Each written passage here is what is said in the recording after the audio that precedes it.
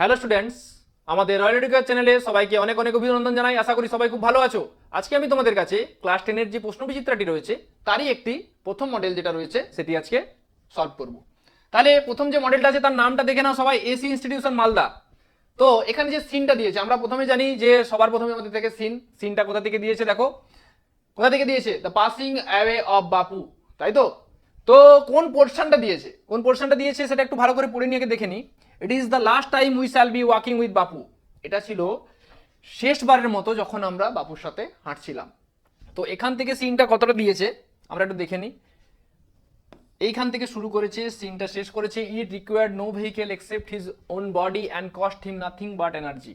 এটাতে শুধুমাত্র বলছে কোনো যানবাহন লাগে না, কি লাগে, শুধুমাত্র নিজের শরীর, অ্যান্ড কস্ট হিম নাথিং, তার কোনো খরচ হয় না, শুধুমাত্র কি, বাট হিজ এনার্জি, তার শক্তি খরচ হয়। তাহলে এখানে যে কথাটা বলা হয়েছে হাঁটার উপরে জোর দিয়ে বলা হয়েছে, হাঁটার জন্য কি কোনো যানবাহন লাগে না, শুধুমাত্র কি লাগে, আমাদের নিজের বডি, শরীর লাগে, আর একটু শক্তি দরকার। শক্তি ছাড়া তো আমরা কোনো কাজ করতে পারবো না, সেই শক্তির উপরে। তাহলে এই যে পোর্শনটা আছে, এই পোর্শনটা থেকে আমাদের প্যাসেজটা আছে। তো দেখা যাক কি দিয়েছে। প্রথম যে আমাদের কোশ্চেনটা দেওয়া আছে, কি দেওয়া আছে, right the correct alternative to complete the following sentences. দেখতে পেয়েছো? তাহলে এখানে আমাদের যে প্রথম যে কোশ্চেনটা আছে, কি আছে, দ্য লাস্ট ওয়াক উইথ বাপু ওয়াজ, বাপুর সাথে শেষ হাঁটাটা ছিল। তাহলে বাপু কিন্তু মারা গেছেন, তাহলে মারা যাওয়ার পর তার সাথে যে আমরা শেষবারের মতো হাঁটছি সেটা কেমন ছিল।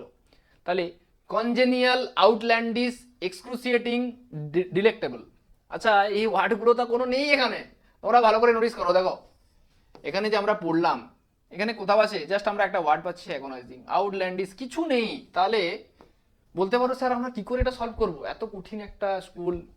কঠিন, তাই তো, অবশ্যই আমরা বলতে পারি কঠিন, কিন্তু এমন ভাবে আজকে আমি তোমাদেরকে প্রিপেয়ার করাবো তোমাদের মনে হবে খুব ইজি এটা। দেখো, কনজেনিয়াল কথার অর্থ হচ্ছে বন্ধুত্বপূর্ণ।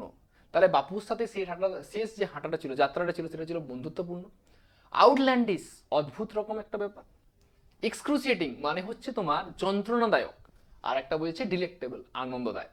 তাহলে বাপুর সাথে শেষ যে হাঁটাটা ছিল, দেখো কি দিয়েছে এখানে, তোমরা এখানে একটু দেখে নাও। হ্যাঁ, কি দিয়েছে,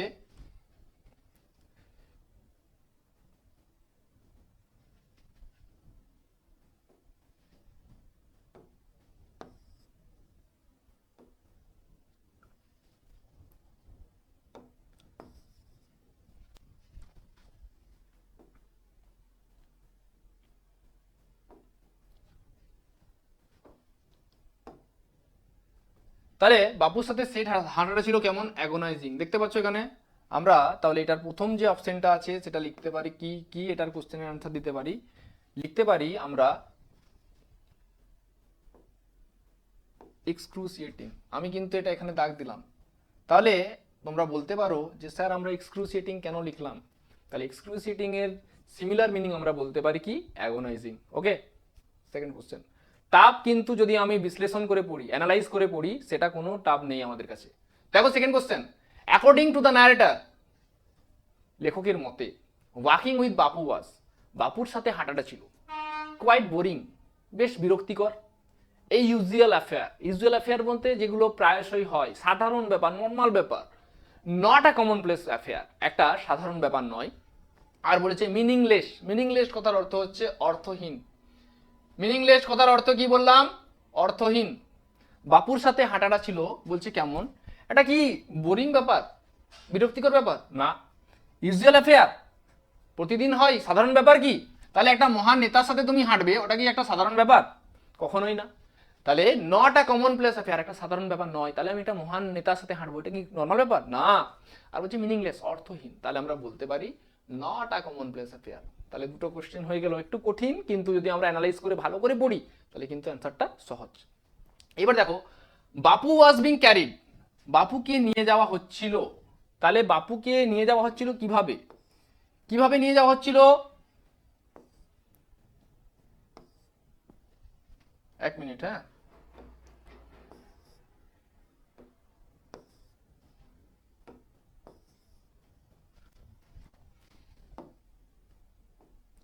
কিভাবে নিয়ে যাওয়া হচ্ছিল, বাপু ওয়াজ বিং ক্যারিড, তোমরা একটু ভালো করে দেখো। এটা হচ্ছে বিয়ের দাগের কোশ্চেন। আমাদের বেটার হয় যদি আমরা এখানে লিখি বিয়ের দাগ 1, নিচে অ্যান্সার লিখবো, ওখানে একটু প্রবলেম হচ্ছে, ঠিক আছে? তো একটু দেখে নি। বাপু ওয়াজ বিং ক্যারিড, বাপুকে নিয়ে যাওয়া হচ্ছিল, দেখো lay on an open truck covered with flowers. তাহলে আমরা কি লিখতে পারি? On an open truck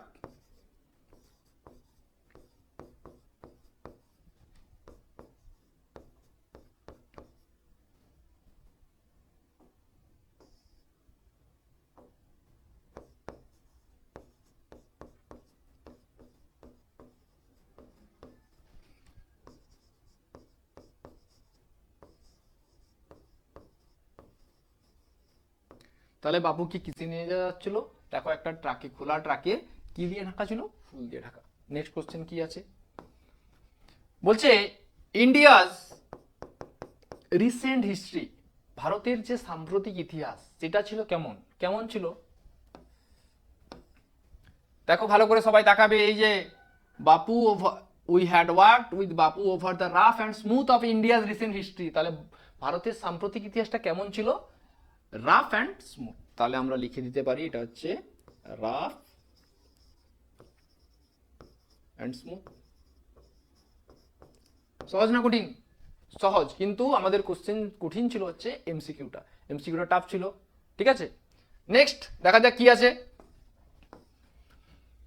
number 3 দিয়েছে, একটা চার্ট পেয়েছি, তালিকা পূরণ করতে দিয়েছে। স্টেটমেন্ট রিজন, কারণ ফলাফল, এটা করেছো তো সবাই? বলছে walking is making slow progress. তাহলে হাঁটাটা হচ্ছে ধীর গতি, তাই তো? আমরা যখন হাঁটি, তাহলে ধরো তুমি একটা যানবাহনে করে কোথায় যাচ্ছ, কারে যাচ্ছ, বাইকে যাচ্ছ, সেটা যেটা যাবে আর একটা হেঁটে যাবে, কেমন লাগবে এটা? তাহলে কি হাঁটাটা হচ্ছে কি ধীর গতি। কেন বলা হয়েছে? কেন? তাহলে আমরা দেখি কেন বলেছে। এই দেখো, এটা আমি তোমাদেরকে ভালো করে লিখে দেবো। এই দেখো লিখেছে to walk is to make slow progress, পেয়েছো? তাহলে আমরা লিখতে পারি it is to think with clarity. তাহলে সিয়ের দাগের যে রিজনটা আমরা দিতে পারি, সেই অ্যান্সারটা লিখছি কি, it is to think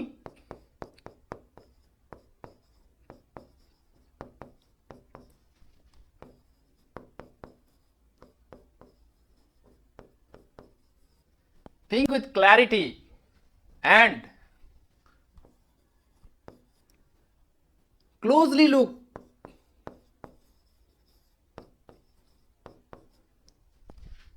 at all that is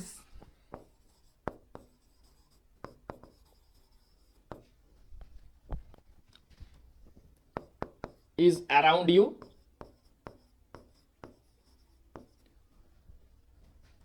from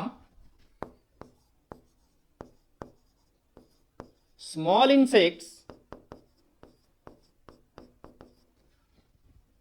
to the horizon,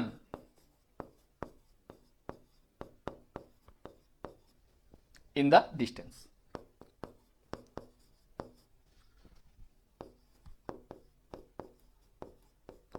তাহলে হাঁটাটাকে ধীরগতি কেন বলা হচ্ছে? দেখো, যদি তুমি ভালো করে দেখো এবং পর্যবেক্ষণ করো, একটা ছোট প্রাণী থেকে শুরু, তোমার চারপাশে একটা ছোট প্রাণী থেকে শুরু করে দিগন্ত রেখা পর্যন্ত যদি পর্যবেক্ষণ করো, তাহলে তুমি সেটা বুঝতে পারবে। ক্লিয়ার? দেখো আমরা সুন্দর করে লিখেছি, সুন্দর করে দেওয়া আছে, এই যে it is to think with clarity. এখান থেকে আমরা এই পোর্শনটা শুরু করে শেষ করে দেবো ডিস্টেন্সে। কত ইজি! দেখো এই পরের কোশ্চেন কি দিয়েছে, আর কোশ্চেন নেই। তাহলে আমাদের যে প্রোজ সেকশনটা ছিল দ্য পাসিং অফ বাপু, সেটা আমরা কমপ্লিট করে নিলাম। এরপরে চলে যাচ্ছি পোয়েম। পোয়েম একটা খুব সুন্দর কবিতা। কবিতাটা কোথা থেকে আছে দেখে নাও তো। You are doubtless very big, নিঃসন্দেহে তুমি অনেক বড়, but all sorts of things and weather, কিন্তু সমস্ত রকম জিনিস এবং আবহাওয়া must be taken in together, একত্রিত করে to make up a year and a sphere. কি তৈরি হচ্ছে? একটা বছর এবং একটা গোলক বলতে পারি, বা বলয় বলতে পারি, বা পৃথিবী। তাহলে এটা দিয়েছে, আমাদের কবিতাটার নাম হচ্ছে কি, ফেবেল। কার লেখা? র্যালফ ওয়াল্ডো ইমারসন, ঠিক আছে? ফেবেল কবিতা থেকে এটা নেওয়া হয়েছে। তো খুব সুন্দর একটা কবিতা, পোর্শনটা পেয়ে গেছি। এবার এখান থেকে কি কোশ্চেন দিয়েছে দেখো, tick the correct alternative to complete the following sentences. তাহলে আমরা এই পোর্শন, এটা কিন্তু মুছে দিলাম, কারণ এখানে তো লিখতে হবে না এবারে। তাহলে এটা আমরা মুছে দিলাম, যা যা লেখা লিখে নিবে এটা।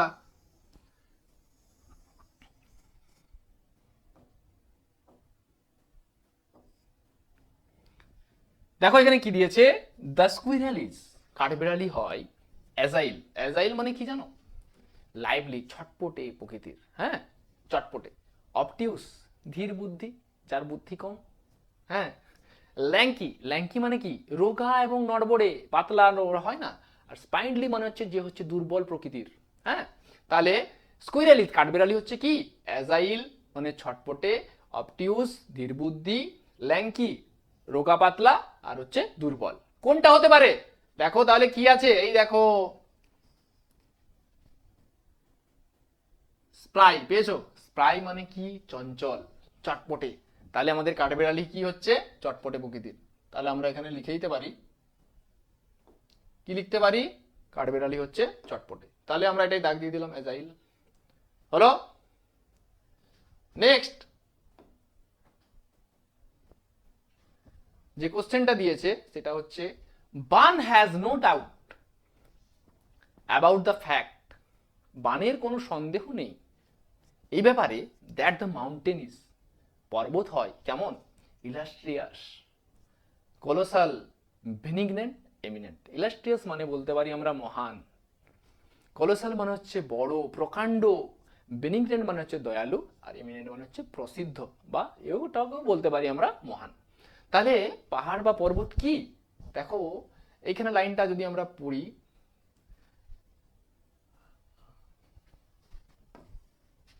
You are doubtless very big, নিঃসন্দেহে তুমি অনেক বড়। কে বড়? কে বড়? পাহাড়, মাউন্টেন। তাহলে আমরা এখানে লিখতে পারি কি? বলতে কি লিখতে পারি এখানে? তাহলে আমরা এখানে লিখবো হচ্ছে কি?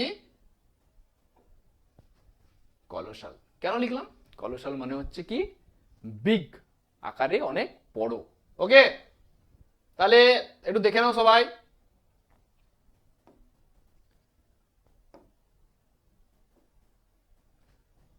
প্রথম কোশ্চেনটা দিয়েছিল যে কাঠবেড়ালিটি কেমন? কাঠবেড়ালি হচ্ছে চটপটে।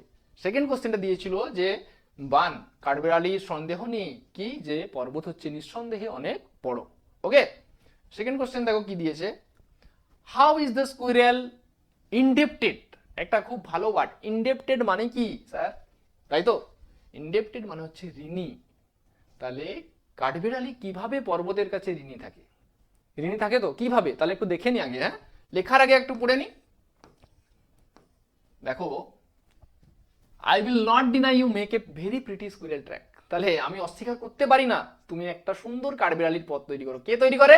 মাউন্টেন। তাহলে আমরা হয়তো কবিতাটাই পড়েছি যে মাউন্টেন আর স্কুইরেল দুজনেরই ডিফারেন্ট কাইন্ড অফ ট্যালেন্ট আছে, তাই তো? তাহলে এ হয়তো বলছে বাদাম ভাঙতে পারে, এ কি করতে পারে? ঘাড়ে করে জঙ্গল বইতে পারে। এই যে কোয়ালিটিগুলো দেওয়া আছে এখানে, তোমরা ভালো করে পড়বে, বুঝতে পারবে। তো যাই হোক, কোশ্চেনটা দেখা যাক। কোশ্চেনটার অ্যান্সার আমরা এখন লিখবো। কিভাবে ঋণী থাকে? তাহলে কি করে কিভাবে ঋণী থাকে? কারণ কি হচ্ছে, মাউন্টেন কাঠবেড়ালির জন্য সুন্দর পথ তৈরি করে, স্কুইরেল ট্র্যাক। হ্যাঁ, তাহলে আমরা এটা লিখে দিই,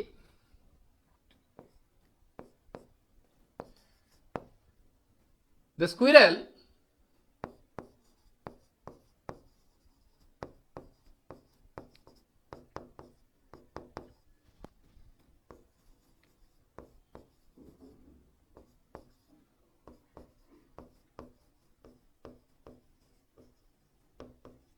the squirrel is ইনডেপ্টেড to the mountain. আচ্ছা দেখো, হাউ দিয়ে কোশ্চেন আছে, কিন্তু তাহলে কাঠবেড়ালি পাহাড়ের কাছে ঋণী থাকে কারণ, আমাকে কিন্তু কারণ আনতেই হবে। হাউ দিয়ে কিন্তু বিকজ হয় না, হোয়াই দিয়ে হয়, কিন্তু তবুও আমাকে এখানে বিকজ আনতে হবে। কেন? না হলে বাক্যটা একটা ইনকমপ্লিট সেন্স রয়ে যাচ্ছে, ঠিক মানে দাঁড়াচ্ছে না। তাহলে বিকজ কি লিখতে পারি? যে দ্য মাউন্টেন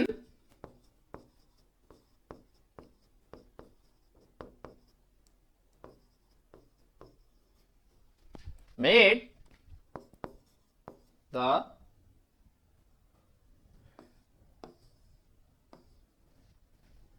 কি লিখেছে? Very pretty squirrel track.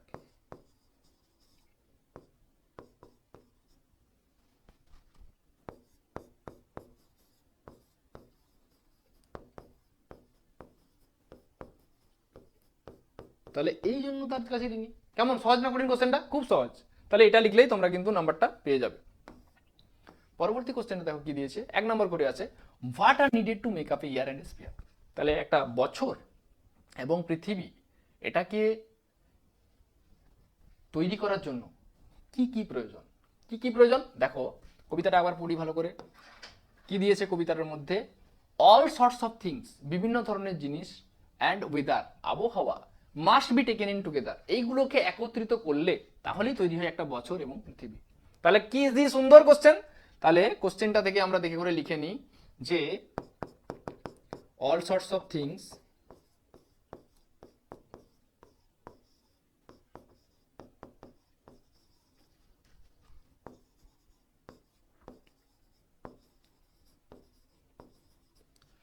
all sorts of things and weather must be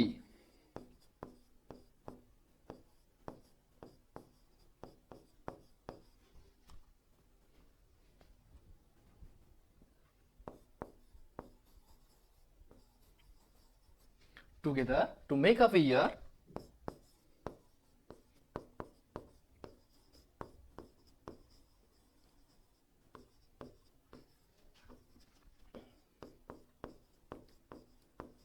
তাহলে একটা পৃথিবী এবং একটা বছর তৈরি করার জন্য বিভিন্ন রকমের জিনিস এবং আবহাওয়া সমস্ত কিছুকে একত্রিত করতে হবে। দেখো একটা যদি ধরো আমরা একটা স্কুল তৈরি করি, স্কুলের মধ্যে কি সবাই ভালো ছাত্র থাকে, সবাই ভালো ছাত্রছাত্রী মিলে থাকে কি না?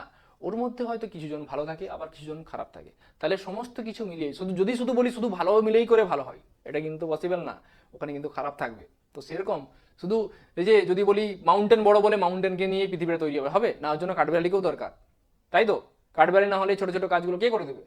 তাহলে প্রত্যেককে নিয়ে ছোট বড় সমস্ত জিনিসকে নিয়েই আমাদেরকে গোটা পৃথিবীটা তৈরি হচ্ছে। ক্লিয়ার? এটাই কবিতাটার মেন মোটিভ। হ্যাঁ, তাহলে আমাদের কবিতাটা হয়ে গেল সুন্দর করে। এরপরে দেখো কি দিয়েছে, এরপরে একটা আনসিন প্যাসেজ আমরা পাচ্ছি। তো দেখো কবিতা আর পোয়েট্রি সেকশনটা আর হচ্ছে প্রোজটা আমরা আলোচনা করলাম না। কেন করলাম না? টেক্সট বই তো সবাই পড়ো, প্রত্যেকে রিডিং পড়ো, মানে পড়ো। তাহলে ওগুলার পেছনে সময় নষ্ট করে না করে আমাদের যে আসল জিনিস আনসিন, পরীক্ষার ক্ষেত্রে এটা কিন্তু খুব ভাইটাল রোল প্লে করে। তার জন্য আমাদের আনসিনগুলো যতটা সম্ভব জানার আগ্রহ আমরা দেখাবো, আর হচ্ছে প্রত্যেকটা জিনিসের মানে জানার চেষ্টা করবো। আজকে যে আনসিনটা দিয়েছে কি নিয়ে, তো আনসিনটা আমরা এখন পড়া শুরু করি। বলছে in February 2024 Indian tabla maestro Zakir Hussain achieved a remarkable feat by winning 3 Grammy Awards on a single night. বাহ! তাহলে দেখো 2024 সালের ফেব্রুয়ারিতে ভারতীয় তবলা শিল্পী, তবলা বাজায় দেখেছো তো, ডিং ডিং করে এরকম করে বাজায় না তবলা, গোল গোল তবলাগুলো। তো যাই হোক, আমরা খুব মজা নিই। তো তবলা শিল্পী জাকির হোসেন, তাহলে শিল্পীটার নাম কি ছিল? জাকির হোসেন। নাম শুনেছো তোমরা? খুব বিশ্ববিখ্যাত তবলা শিল্পী ছিলেন কিন্তু। achieved a remarkable feat by winning 3 Grammy Awards on a single night. একটা রাতে পরপর 3টি গ্রামি পুরস্কার জিতে তিনি এক অসাধারণ কৃতিত্ব অর্জন করেন। তাহলে ধরো তুমি একটা স্টুডেন্ট, অ্যাট এ টাইমে পরপর 3টা প্রাইজ পেলে, তাহলে তুমি তো একটা কি অসাধারণ কৃতিত্ব প্রতিষ্ঠা করলে, অর্জন করলে তো, যে তুমি একলা হয়ে করে 3টা কি প্রাইজ পেলে একদিনে। তো সেরকম সে এক রাতে 3টে গ্রামি পুরস্কার লাভ করে এক অসাধারণ কৃতিত্ব অর্জন করেছিলেন। ওকে, দ্য 73-year-old মিউজিশিয়ান, তাহলে এই যে আমাদের শিল্পীটার ব্যাপারে পড়ছি, জাকির হোসেনের এজ কত? 73 বছর। তাহলে 73 বছর বয়সী সঙ্গীতজ্ঞ, who has been a pioneer. Pioneer কথাটার অর্থ হচ্ছে অগ্রদূত বলতে পারি বা পথপ্রদর্শক, যিনি আমাদেরকে পথ দেখিয়ে দেন।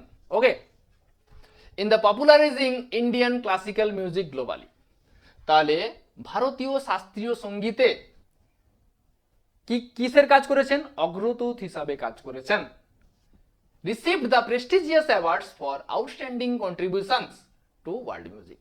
তাহলে বিশ্ব সঙ্গীতে তার অসামান্য অবদানের সাহায্যে বা অসামান্য প্রতিভার দ্বারা কি করেছেন? অনেক মর্যাদাপূর্ণ পুরস্কার লাভ করেছেন। তাহলে কে লাভ করেছেন? জাকির হোসেন, তাই তো? তাহলে তিনি যে তার যে অবদান আমাদের শাস্ত্রীয় সঙ্গীতে, তার যে অবদান, তার জন্য তিনি বেশ কিছু পুরস্কার অর্জন করেছিলেন। হয়ে গেল। এরপরে দেখো বলেছে Hussain's first Grammy of the night came in the best global music album category. তাহলে হুসেনের যে প্রথম গ্রামি পুরস্কারটা আসে সেই রাতে, কোন রাতে? এক রাত, সেই রাতে এসেছিল in the best global music album. তাহলে বেস্ট গ্লোবাল মিউজিক অ্যালবাম বিভাগে তিনি প্রথম গ্রামি পুরস্কার পেয়েছিলেন ফর হিজ কোলাবোরেশন উইথ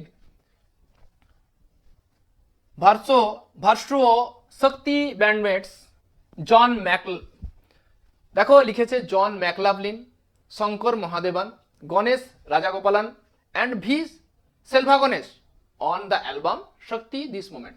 তাহলে আমাদের যে জাকির হোসেন, যার কথা আমরা পড়ছি, তিনি এই যে শক্তি দিস মুভমেন্ট অ্যালবামটা আছে, এই অ্যালবামে যখন তিনি কাজ করছিলেন, তার সহযোগী কারা ছিলেন? তার সঙ্গী বলতে পারো, ব্যান্ডমেটস। তাহলে যখন ধরো আমরা ক্লাসে পড়ি, স্কুলে পড়ি, আমরা কি একলা থাকি? না, আমাদের তো কিছু বন্ধু থাকে, আর সেই বন্ধুদের সাথে মিশে আমরা একসাথে পড়া করি, এই পড়াটা বল কি হবে, এ বলবে এটা বল। তো সেরকম তার বেশ ব্যান্ডমেটস ছিল কে? জন ম্যাকলাভলিন, শঙ্কর মহাদেবান, গণেশ রাজাগোপালন, আর হচ্ছে ভি সেলভা গণেশ। তো এদের সাথে তিনি কি করেছিলেন?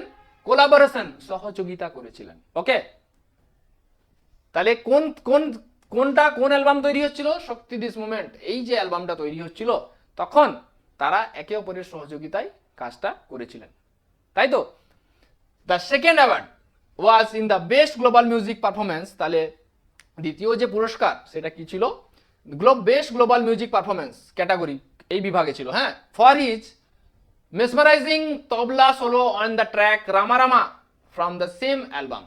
তাহলে ওই একই অ্যালবামে, তাহলে কোন একই অ্যালবাম? এই শক্তি অ্যালবামে। তাহলে ওই একই অ্যালবামে রামা রামা ট্র্যাকে তাহলে তিনি তার তবলার, অসাধারণ তবলার প্রতিভার দ্বারা, এই একলা প্রতিভার, সোলো জানে, সোলো আর ডুয়েট, নাচ জানো তো, সোলো পারফরমেন্স, ডুয়েট পারফরমেন্স, তাহলে এই একলা প্রতিভার জন্য তিনি কি করেছিলেন? এই পুরস্কারটা লাভ করেছিলেন। তাহলে দেখো, এত সুন্দর তবলা বাজান, তাহলে একই অ্যালবামে দুটো পুরস্কার পাচ্ছেন, তাই তো? এটা সহযোগিতা করেছিল, পেয়েছিল, আর একটা হচ্ছে একলা নিজে বাজিয়ে করে সেই প্রতিভাটা তিনি অর্জন করেছিলেন। তাহলে তার প্রতিভাটার কি দাম ভেবে রাখো। এইবারে থার্ড, তিনটে যে পুরস্কার পেয়েছিল, বলেছিল না তিনটে গ্রামি পুরস্কার পেয়েছিল একদিনে। তাহলে একটা পেয়েছিল বন্ধুদের সাথে সহযোগিতার জন্য একটা, আর হচ্ছে সেকেন্ডটা পেয়েছিল নিজের একলা পারফরমেন্সের জন্য। The third and the most significant, তৃতীয় এবং সব থেকে গুরুত্বপূর্ণ যে গ্রামি পুরস্কার ফর হুসেনের জন্য was the life time achievement award. তাহলে তৃতীয় যে সব থেকে গুরুত্বপূর্ণ উপহার, এই পুরস্কার আমরা বলতে পারি কি? Life time achievement award, recognising his illustrious career spanning over 5 ডিকেডস। ডিকেডস কথার অর্থ হচ্ছে দশক, সবাই নোট ডাউন করে রাখবে। ডিকেডস মানে হচ্ছে দশক, 10 বছরকে ডিকেডস বলে। তো সেটা কি করছে? তার যে তার 50 বছরের দীর্ঘ বা 50 বছরের বেশি যে সঙ্গীত জগৎ, ঠিক আছে, সঙ্গীত জীবন, সেটাকে তারা কি করছে? বিস্তার করে রয়েছে। তাহলে আমাদের যে জাকির হোসেন, 50 বছর যে ধরে, 50 বছরের বেশি যার যে মানে সঙ্গীত জীবন বলতে পারি, সেই সঙ্গীত জীবনের এই জন্য তিনি এই পুরস্কারটা পেয়েছিলেন। তাহলে দীর্ঘ 50 বছর, 5 ডিকেডস মানে 50 বছরের বেশি যায়, মানে সময় ধরে এটা বিস্তৃত। দ্য রেকর্ডিং একাডেমি, তাহলে যেখানে রেকর্ড করা হয় সেই একাডেমি কি করেছেন? অনার্ড হিম, সম্মানিত করেছিলেন। কাকে? কার নিয়ে পড়ছি এখানে? জাকির হোসেন। তাহলে জাকির হোসেনকে সম্মানিত করবেন। কি বলেছেন? ফর হিজ আনপ্যারালালড মাস্টারি অফ তবলা। আনপ্যারালালড মাস্টারি মানে বলতে পারি যে তবলায় তার যে একটা নিপুণ, তার যে একটা দক্ষতা, সেই দক্ষতার জন্য। আর কি বলেছে? His innovative collaboration with artist from diverse জেনার্স। বিভিন্ন সঙ্গীত শিল্পীদের মধ্যে যে সৃজনশীল সহযোগিতা, মেলামেশার যে একটা বন্ধন, সেটা। এবং and his role in bridging, এটা ভালো করে ব্রিজিং বলবে না, ব্রিজিং, হ্যাঁ, কালচারাল ডিভাইডস থ্রু মিউজিক। তাহলে তিনি কি করেছিলেন? গানের মাধ্যমে, তার সঙ্গীত জগতের মাধ্যমে, গানের মাধ্যমে তিনি কি করেছিলেন? তাহলে সাংস্কৃতিক যে একটা ব্যবধান, সেটাকে তিনি কি করেছিলেন? দূর করতে পেরেছিলেন। তাহলে গান, তাহলে কয়েকজনের মধ্যে, ধরো আমার সাথে তার হচ্ছে একটা খুব পটে না, ধরো মানে তার সাথে আমি তার সাথে কথা বলবো না, এই যে দূরত্ব বলতে পারি, দূরত্বটাকে দূর করেছিলেন কে? জাকির হোসেন। কিসের দ্বারা? তার গানের দ্বারা। তাহলে এই গান এমনই সবাইকে ইনফ্লুয়েন্স করেছিল, সকলে একত্রিত হয়ে সেই গানটা দ্বারা প্রভাবিত হয়েছিল। ওকে, তাহলে এই গানটা তাহলে কি করেছিলেন? সমস্ত বলতে পারি যে his role in bridging cultural divides through music. তাহলে সাংস্কৃতিক যে একটা বন্ধন, ব্যবধান, মানুষের মধ্যে যে একটা সাংস্কৃতিক ব্যবধান, যে সেই দূরত্বটাকে তিনি কি করেছিলেন? তার গানের মাধ্যমেই দূর করেছিলেন। ওকে, পরবর্তী প্যারায় যাওয়া যাক। তাহলে একটা ভালো কথা বলে দিচ্ছি, তিনটে যে গ্রামি পুরস্কার পেয়েছিলেন, প্রথমটা কেন পেয়েছিল, সেকেন্ডটা কেন পেয়েছিল, থার্ডটা কেন পেল, তাহলে তিনটে আমি ভালো করে আলোচনা করে দিলাম। এইবারে যাচ্ছি পরের প্যারা। আপন receiving the life time achievement award, তাহলে যখন তিনি এই তৃতীয় যে প্রাইজটা, দেখো কি বলেছে, লাইফ টাইম অ্যাচিভমেন্ট, যখন তিনি এটা গ্রহণ করছিলেন, তাকে তো দেওয়া হবে যখন তিনি গ্রহণ করছিলেন। Hussain express is gratitude saying, Hussain তাহলে ইমোশনাল বলতে কি বলতে পারি বলতো, উল্লসিত মানে কি বলবো, আবেগপ্রবণ, ঠিক আছে, আবেগপ্রবণ হুসেন প্রকাশ করেন তার কৃতজ্ঞতা দিয়ে করে তিনি বলেন, কি বলছিলেন দেখো, this recognition is not just for me, এই স্বীকৃতি সেটা শুধু আমার নয়, শুধুমাত্র আমার জন্য নয়, but for the rich musical heritage of India. তাহলে ভারতের যে একটা সমৃদ্ধ মানে ভারতীয় সঙ্গীতের যে একটা বিশেষ ঐতিহ্য রয়েছে তার জন্য। That I have been fortunate, তাই আমি যে খুব ভাগ্যবান, two represent on the world stage, তাহলে বিশ্ব দরবারে আমি যে আজকে আমার বক্তৃতাটা পেশ করতে পারছি বা আমাকে নিজেকে প্রতিষ্ঠিত করতে পারছি বা আমি নিজের বক্তব্য প্রকাশ করতে পারছি, এর জন্য আমি খুবই কি বলছি, ভাগ্যবান, নিজেকে ভাগ্যবান বলে মনে করছি। তাহলে আমি যে আজকে এখানে ধরো কি বাজাচ্ছি, তবলা, তাহলে এর জন্য আমি নিজেকে কি মনে করছি, খুবই ভাগ্যবান, তাই তো। অ্যাজ এ ইন্ডিয়ান বলছে আমি ভারতের যে ওয়ার্ল্ড স্টেজ, তাহলে সেখানে বিশ্ব দরবার, সেখানে যে তিনি তার প্রতিভা দেখাতে পাচ্ছেন, তার জন্য তিনি নিজেকে কি মনে করছেন, ভাগ্যবান। আই ডেডিকেট দিস অ্যাওয়ার্ড, তাহলে আমি উৎসর্গ করছি আমার এই কি পুরস্কার, টু মাই গুরুজ, তাহলে আমার যে গুরুরা ছিলেন, ঠিক আছে, তাদেরকে, মাই ফ্যামিলি, আমার পরিবারকে, অ্যান্ড অল দ্য মিউজিশিয়ান, সমস্ত সঙ্গীত প্রেমী, সমস্ত সঙ্গীত শিল্পী, who have inspired me through out my journey, তাহলে কোন সমস্ত সঙ্গীত শিল্পীকে যারা কি করেছিলেন আমার এই যে যাত্রা বলতে আজকে একদিনে কেউ কিন্তু মানে সঙ্গীত শিল্পী মহান হয়ে যেতে পারে না। ধর আজকে আমি পড়াচ্ছি, একদিনে কিন্তু কেউ টিচার হতে পারে না, তাকে দীর্ঘদিন স্ট্রাগল করে সে আজকে এই জায়গাটায় পৌঁছেছে। তো সেই জন্য বলছে আমার যাত্রায় যারা যারা আমাকে অনুপ্রাণিত করেছেন তাদের জন্য আমি এই আমার এই পুরস্কারটা উৎসর্গ করলাম। ক্লিয়ার? তাহলে তিনি খুব সুন্দর কথা বলেছিলেন, তাকে যখন যে উপহারটা দেওয়া হচ্ছিল, পুরস্কারটা দেওয়া হচ্ছে, তিনি বলছেন এটা আমার জন্য নয়, ঠিক আছে, ভারতের যে আজকে এই সঙ্গীতে ভারতের যে স্টেজ, এই যে অবস্থা, এই যে জায়গা, তার জন্য। আর বলছে আমি এটা উৎসর্গ করে দিচ্ছি কাদের জন্য, তার গুরুদের জন্য, তার পরিবারের জন্য, এবং সে সমস্ত সঙ্গীত শিল্পীদের যারা তাকে ইনফ্লুয়েন্স প্রভাবিত করেছিলেন। নেক্সট দেখো, Hussain's remarkable achievement at the 2024 Grammys is a testament, তাহলে 2024 সালের গ্রামিতে হুসেনের যে একটা অসাধারণ সাফল্য, এটা প্রমাণ করে, যে কি প্রমাণ করে, his enduring passion, dedication and influence into the world of music, তাহলে এটা প্রমাণ করে সঙ্গীতের প্রতি তার ভালোবাসা, তার নিষ্ঠা, এবং বিশ্ব সঙ্গীতে তার প্রভাব কতখানি সেটা, ঠিক আছে। সেকেন্ডে কি বলেছে দেখো, as he continues to captivate audience with his extraordinary talent, তাহলে তার কিন্তু অসাধারণ প্রতিভার দ্বারা, যেহেতু তিনি তার অসাধারণ প্রতিভার দ্বারা কি করেছেন, জনতাদেরকে মুগ্ধ করে তুলতেন। তাহলে ধরো অনেকে দেখো বাঁশি বাজায়, বাঁশির সুরেলা সুর অনেকে কিন্তু ভালো লাগে, আবার অনেক বাঁশি ভালো বাজাতে পারে না, তাহলে সেই বাঁশির সুরেলা সুরে আমরা মুগ্ধ হয়ে যাই, কি সুন্দর গলা, তাই তো। তো উনি যে তবলা বাজান, এটা অনেক অডিয়েন্স কি হয়েছে, মুগ্ধ হয়ে যান। Zakir Hussain's legacy as a torch bearer of Indian classical music remains unmatched, তাহলে ভারতীয় শাস্ত্রীয় সঙ্গীতে তাহলে ধারক ও বাহক হিসাবে জাকির হোসেনের এক হচ্ছে অতুলনীয় এবং অদ্বিতীয়, তাহলে তিনি এক অতুলনীয় এবং অদ্বিতীয় স্থান অধিকার করেছেন, মানে তার জায়গা কেউ নিতে পারবে না, ঠিক আছে। আমরা যেমন বলি, যেমন ধরো ভারতীয় ফ্রিডম স্ট্রাগল, অনেক নেতা আছে যাদের বলি তার অবদান অবিস্মরণীয়, সেরকম হচ্ছে শাস্ত্রীয় সঙ্গীতের ক্ষেত্রে জাকির হোসেনের অবদান হচ্ছে কি অবিস্মরণীয়, অতুলনীয়, এক অদ্বিতীয়। ওকে, তাহলে আনসিনটা নিয়ে কোনো সমস্যা আছে? আশা করি থাকবে না, তবুও যদি কিছু সমস্যা থেকে থাকে অবশ্যই কমেন্ট সেকশনে লিখে দেবো, আমি তোমাদেরকে বলে দেবো। এবারে যাই কোশ্চেন অ্যান্সারের দিকে, এটাকে মুছে দিলাম। হ্যাঁ, কি দিয়েছে, one of the collaborators of the album Shakti, তাহলে শক্তি যে অ্যালবামটা ছিল, দিস মুভমেন্ট যে অ্যালবামটা ছিল, অ্যালং উইথ জাকির হোসেন ওয়াজ, তাহলে জাকির হোসেনের সঙ্গে সহযোগী ছিলেন কারা, তাহলে একটু দেখা যাক কি কি নাম দিয়েছে। দেখো আগে একটু দেখে নিয়ে, রবিশঙ্কর, জন ম্যাকলাফলিন, এ আর রহমান, বাবারি, হরিপ্রসাদ চৌরাসিয়া, তাহলে আমরা কি কি নাম পেয়েছি, জন ম্যাকলাফলিন, আর বাকি দেখতে যাবো না কারণ পেয়ে গেছি, একটাতেই তো দাগ দিতে হবে, তাই তো। তাহলে আমরা দাগ দেব জন ম্যাকলাফলিন, কোথায় গেল, এই যে পেয়ে গেলাম, কি ইজি। সেকেন্ড কোশ্চেন বলছে Zakir Hossain received the life time achievement award for his, তাহলে এই লাইফ টাইম অ্যাওয়ার্ডটা পেয়েছিলেন কি জন্য? Contribution to Indian classical music, ভারতের শাস্ত্রীয় সঙ্গীতে তার অবদানের জন্য, এটা কিন্তু তিনি তার কন্ট্রিবিউশন রয়েছে। মাস্টারি অফ দ্য তবলা, তবলায় তার দক্ষতার জন্য। ইনোভেটিভ কোলাবোরেশন, তাহলে হচ্ছে সৃজনশীল সহযোগিতা, অল অফ দেম। তাহলে এটা আমি লেখার আগে তোমাদেরকে জাস্ট একটু বলতে চাই, কি বলতে চাই, ধরো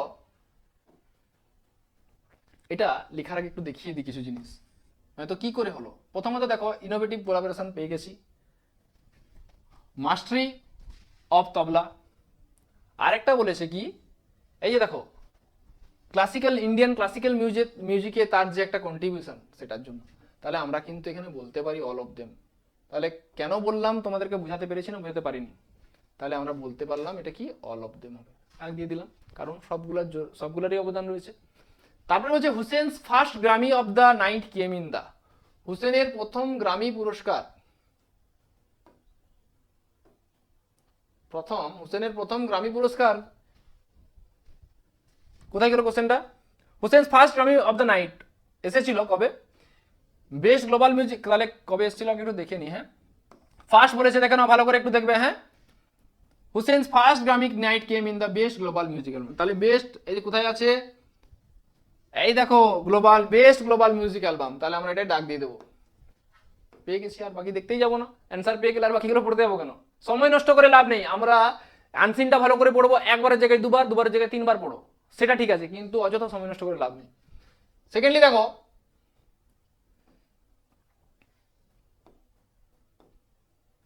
পরবর্তী question, Zakir Hossain has been a pioneer, তাহলে জাকির হোসেন ছিলেন এক পথপ্রদর্শক ইন পপুলারাইজিং, জনপ্রিয় করতে ইন্ডিয়ান, কি জনপ্রিয় করেছিলেন তিনি, দেখা যাক তো, পপুলারাইজিং ইন্ডিয়ান ক্লাসিক্যাল মিউজিক, তাহলে কি করেছিলেন, ইন্ডিয়ান ক্লাসিক্যাল মিউজিক, ভারতীয় শাস্ত্রীয় সঙ্গীত। আছে কি এখানে, এই দেখো ভেরি ইজি, লিখে দিলাম। তাহলে এই করে 4 নাম্বার ছিল, 4 নাম্বার সুন্দর আমরা পেয়ে যাব। একটু ভালো করে যদি আনসিন পড়ো, বেশি খাটতে হবে না, আনসিনটাকে একবারের জায়গায় দুবার পড়ো, দেখো কোথাও আটকাবে না। কিন্তু অনেকের যে মেন্টালিটি আছে না, আনসিনটা দেখলো এইখানে লাইনটা ওখানে খুঁজতে লাগলো, ওটার থেকে আমি বলবো তোমরা আমার ইনস্ট্রাকশনটা মেনে চলো, আনসিনটাকে একবারের জায়গায় দুবার পড়ো, তাহলে দেখো লাইনটা খুঁজতে অসুবিধা হবে না, বুঝতে পারলে তো আরো ভালো। পরবর্তী কোশ্চেন দিয়েছে দেখো ট্রু ফলস, ট্রু ফলস দিয়েছে কিন্তু সাপোর্টিং স্টেটমেন্ট চাইনি, তাহলে তোমাদের খাটনি কমিয়ে দিয়েছে অনেক। ঠিক আছে, জাকির হোসেনস কেরিয়ার স্প্যান্স ওভার 50 ইয়ার্স, তাহলে জাকির হোসেনের যে জীবন মানে সময়সীমা সেটা বলছে 50 বছরের বেশি বিস্তৃত, তাহলে এটা কি ঠিক বলেছে? আমরা না দেখলে তো বলতে পারবো না, আগে দেখে নি, আগে দেখি কত দাগ, বিয়ের দাগ, তাই তো, এখানে বিয়ের দাগের এখানে লিখছি, হ্যাঁ বিয়ের দাগের 1,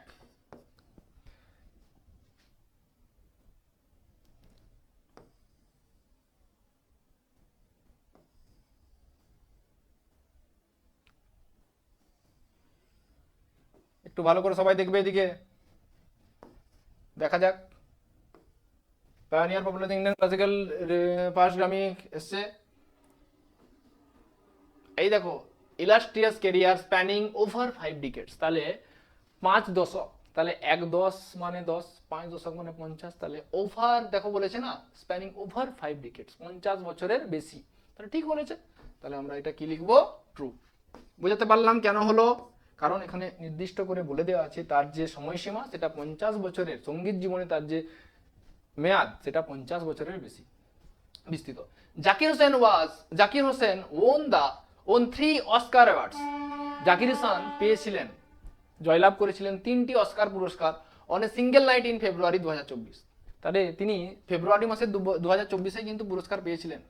কিন্তু কি পুরস্কার পেয়েছিলেন দেখেছো, উইনিং 3 গ্রামি পুরস্কার, কিন্তু এখানে কি বলেছে দেখো, এখানে বলেছে অস্কার অ্যাওয়ার্ড, দেখেছো? তাহলে এই অস্কার অ্যাওয়ার্ড লেখার জন্য এটা আমরা কি লিখবো, ফলস। সবাই কিন্তু দেখবে একই আছে দিয়ে ট্রু লিখে দেবে না, একটু ছোট্ট ভুল আছে, কি ওখানে ছিল গ্রামি অ্যাওয়ার্ডস, এখানে বলেছে অস্কার অ্যাওয়ার্ডস, এই জন্য ফলস হলো। Number 3, Zakir Hossain dedicated his award to his গুরুজ and his students, Zakir Hossain উৎসর্গ করেন তার পুরস্কারটা কাকে, তার গুরুকে এবং স্টুডেন্টদেরকে। তাহলে একটু দেখে নি, না দেখে করে লেখার থেকে আমরা দেখে করে লিখবো, তাহলে guru's family and all the musicians, তাহলে কিন্তু এখানে দেখো প্রথমটা গুরুজ ঠিক আছে, তারপরে কিন্তু স্টুডেন্টটা নেই, তাহলে এটা কি বলেছে? ফলস। হয়ে গেল। Number 4, Zakir Hussain is an Indian sitar maestro. তাহলে জাকির হোসেন হন বা একজন ভারতীয় কি শিল্পী? সিতার শিল্পী। তাহলে সিতার শিল্পী তিনি। তাহলে দেখো আমরা আগে প্রথমেই দেখে নিই, পড়েছি তবলা শিল্পী, তাও একটু দেখে নিই তবলা মাস্টার আছে তো। তাহলে এখানেও কিন্তু ভুল বলেছে, তাহলে আমরা এটা কি লিখবো? ফলস। কেমন? ইজি। এরপরে চলে যাই, কি বলেছে, একটা কোশ্চেনও দিয়েছে দেখো, what does Zakir Hussain's remarkable achievement at the 2024 Grammys testify to. তাহলে জাকির হোসেনের 2024 সালের গ্রামির অসাধারণ সাফল্য কি প্রমাণ করে? কি প্রমাণ করে? এটা আগে সাজিয়ে লিখি, তারপরে লিখছি আমরা। তাহলে সি এর দাগের কোশ্চেন অ্যান্সারটা লিখতে পারি, জাকির হোসেন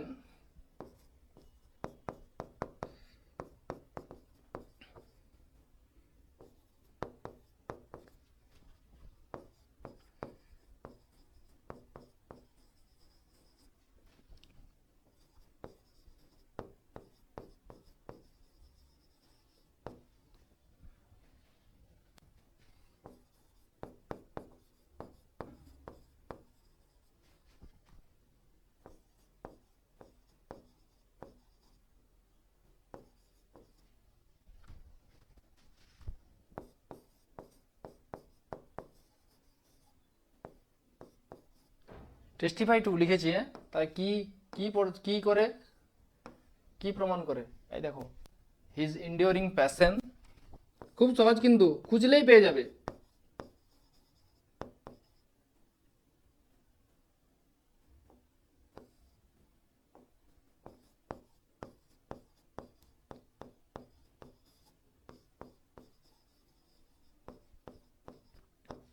আর কি? Dedication,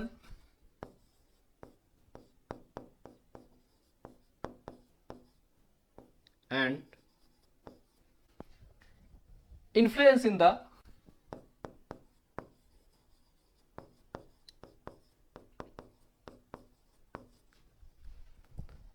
world of music.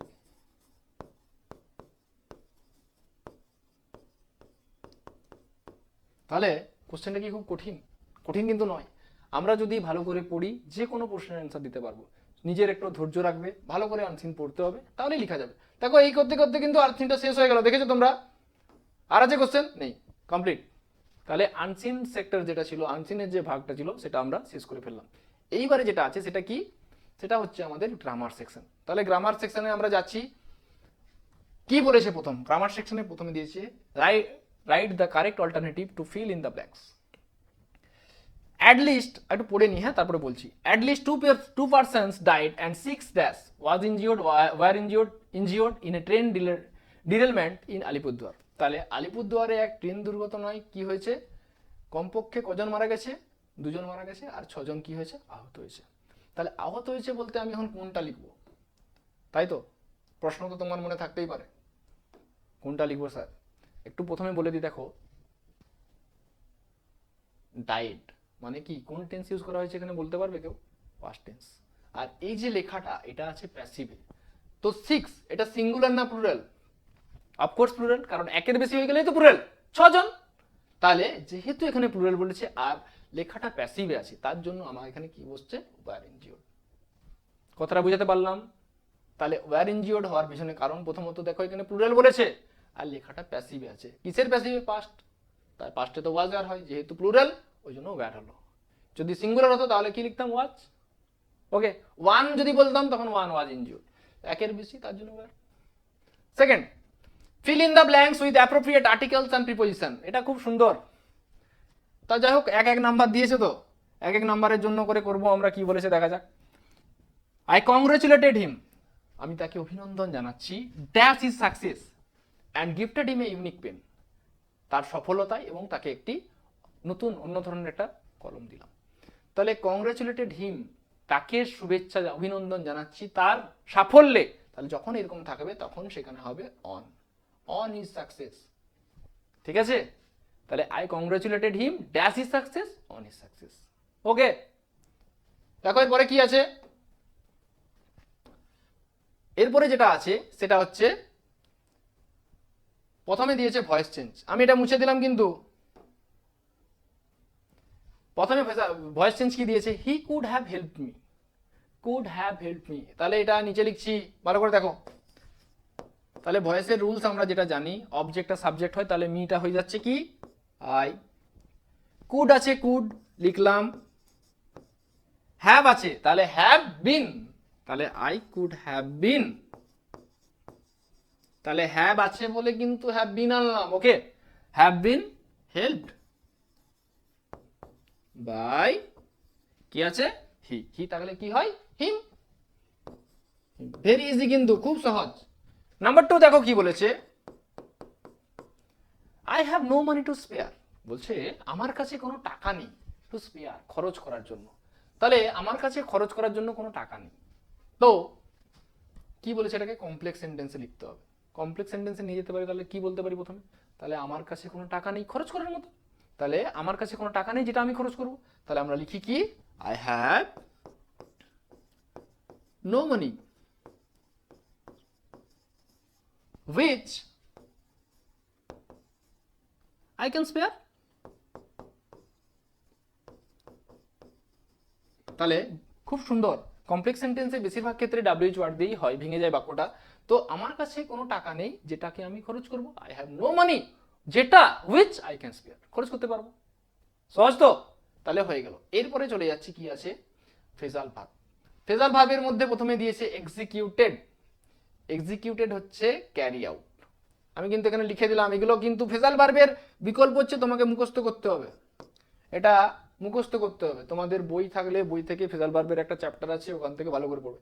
দেখো তো সোলজার এক্সিকিউটেড, এখানে তাহলে ভি2 আছে, তাহলে যদি এটা ভি2 থাকে, এখানে একটু দেখিয়ে দিয়ে, হ্যাঁ, সাবজেক্টের পরে ডিরেক্ট আছে, মানে এটা ভার্বের কোন ফর্ম আছে, ভি2।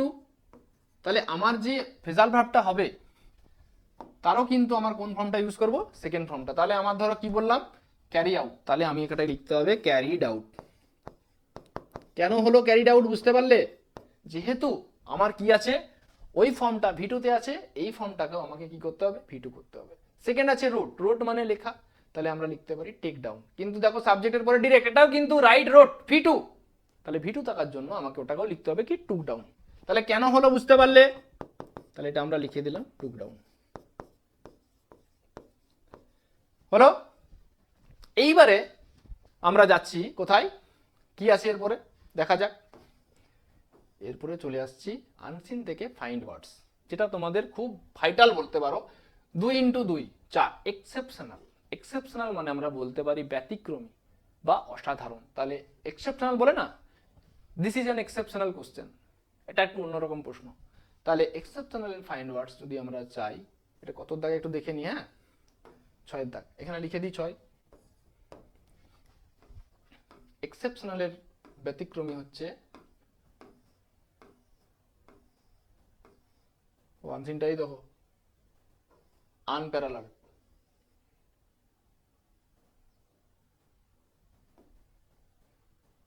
এটা আমি লিখে দাগ দিয়ে দিলাম, প্লাস এখানে তোমাদের লিখে দিচ্ছি আনপ্যারালালড।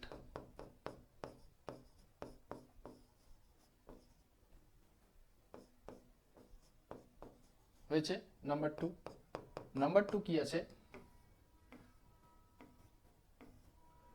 নাম্বার 2 বলেছে আ পারসন, এক ব্যক্তি, হু ইজ দ্য ফার্স্ট, যে হচ্ছে প্রথম, to explore or develop a new method, একটা নতুন পদ্ধতি, এরিয়া অফ নলেজ, জ্ঞান ক্ষেত্র, আর অ্যাক্টিভিটি, কোনো কাজকে আবিষ্কার করে বা পর্যবেক্ষণ করে। তাহলে এরকম তাকে কি বলা হয়, তাকে বলা হয় পায়োনিয়ার। কি বলা হয়, অগ্রদূত। আমাদের কিন্তু এখানে দেওয়া আছে, যেহেতু দেওয়া আছে তাহলে আমরা একটু খুঁজে নিই। পায়োনিয়ার, পায়োনিয়ার কই, এই দেখো পায়োনিয়ার আছে, একটু আন্ডারলাইন করে দিলাম, দেখে নিও ভালো করে। পায়োনিয়ার আছে, লিখে দিলাম, এখানেও লিখে দিলাম পায়োনিয়ার। পায়োনিয়ার মানে হচ্ছে পথ প্রদর্শক, যে আমাদেরকে নতুন পথ দেখায়, হ্যাঁ, বা অগ্রদূত, যা বলতে পারো তোমরা।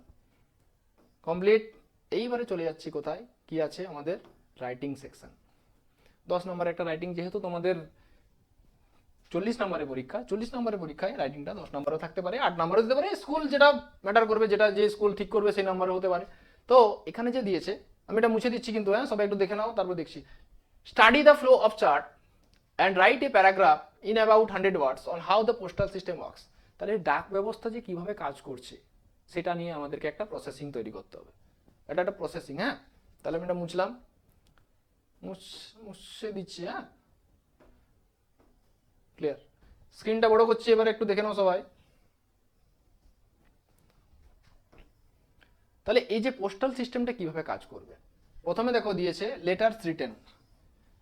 The postal system plays a vital role. আমার হিন্টস ওয়াইজ লেখা আছে, কিন্তু প্রতিটা প্রসেসিং এর প্রথমে একটা ভূমিকা দিতে হয়, মানে গুরুত্বপূর্ণ লাইন, ওই স্টেপ ওয়াইজ যাওয়ার আগে একটা লাইন। আর এটা সবসময় লিখতে হবে, তোমাদেরকে বলেছি processing must be written in passive. তাহলে ওখানে তোমার at first, thereafter, next, finally, at last, এই ওয়ার্ডগুলো তোমাকে আনতে হবে, নাহলে কিন্তু নাম্বার পাবে না। তো postal system plays a vital role in daily communication. তাহলে আমাদের দৈনন্দিন যে যোগাযোগ ব্যবস্থা তার ক্ষেত্রে পোস্টাল ডাক ব্যবস্থা কিন্তু একটা গুরুত্বপূর্ণ ভূমিকা পালন করে। Helps people to send letters. তাহলে কি কাজে সাহায্য করে? চিঠিপত্র, পার্সেল এবং গুরুত্বপূর্ণ কাগজপত্র কি করতে, from one place to another, এক জায়গা থেকে অন্য জায়গায় পাঠাতে সাহায্য করে। তাহলে আমরাও পাঠাই তো, জানো তো। ধরো আমাদের কোনো রিলেটিভ আছে দিল্লি, বোম্বে, আমেরিকা, অন্য অন্য কান্ট্রিতে, সেখানেও কিন্তু এটা নিয়ে যেতে পারে। পোস্টাল সিস্টেমটা এতটাই ইম্পর্টেন্ট ভূমিকা পালন করে আমাদের জীবনে। প্রথমে তাহলে কি করতে হবে, ফার্স্ট, তাহলে যেটা যে এবারে দেখো অপশনে যাই আমরা, কি দিয়েছে, লেটার্স আর রিটেন। তাহলে প্রথমে আমাকে চিঠিটা লিখতে হবে, ফার্স্ট লেটার্স আর রিটেন। তাহলে প্রথমে চিঠিটা লিখতে হবে and posted in the letter box. তাহলে আমরা লেটার লিখে জানো তো, সেই পোস্ট বক্স যেগুলো থাকে সেগুলো আমরা কি করি, দিয়ে দিই। তাহলে সেখানে দিয়ে দিলাম, আর অ্যাট পোস্ট অফিস, অথবা পোস্ট অফিসে দিয়ে আসলাম। দেন দে আর কালেক্টেড বাই দ্য পোস্টম্যান। তারপর জানো তো সেই পিয়নরা আসে, চিঠিগুলো নিয়ে যায়। তাহলে তারা সেটাকে সংগ্রহ করবেন, taken to the main post office, ওদের যে মেন ব্রাঞ্চ, প্রধান শাখা, সেখানে তারা সেটাকে নিয়ে যাবে। আফটার দ্যাট, এই দেখো, দেন আমি এখানে একটা জিনিস তোমাদেরকে বলে দিই, কি কি ওয়ার্ডগুলো আমরা ইউজ করছি। দেন আনছি তো, এই দেন, ফার্স্ট, আবার দেখো আফটার দ্যাট, আনলাম তো। তারপরে the letters are carefully sorted, ওগুলোকে ভালো করে বেছে নিলাম according to their destination. Destination মানে গন্তব্যস্থল, কোথায় কোথায় যাওয়া হবে, পাঠানো হবে, সেই হিসাবে সেগুলোকে বেছে নেওয়া হলো।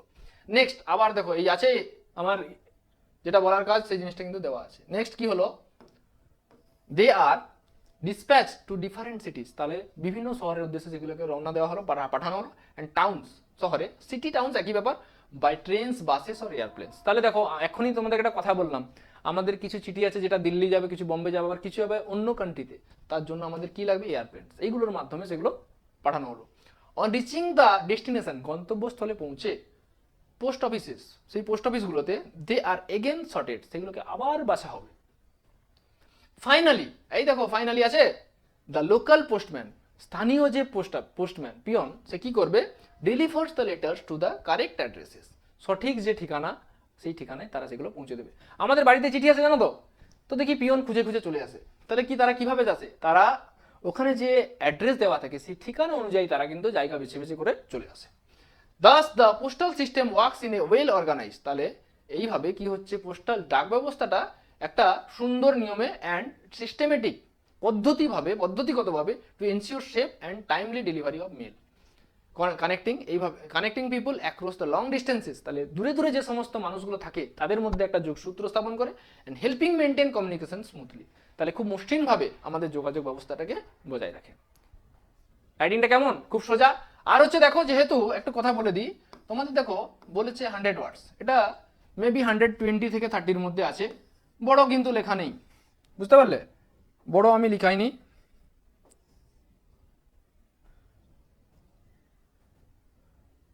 বড় লেখা নেই এখানে,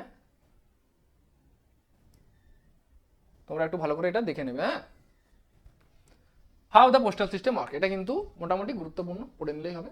আর কিছু আছে না। তাহলে যে প্রথম স্কুলটা ছিল এসি ইনস্টিটিউশন মালদা, সেটা আজকে আমরা সলভ করলাম। আবার পরের স্কুলগুলো পরের ভিডিওতে আমাদের আবার তৈরি হবে। ঠিক আছে, আজকের মতো এখানেই ক্লাস শেষ করলাম, পরের ভিডিওতে আবার দেখা হবে। Thank you, tata.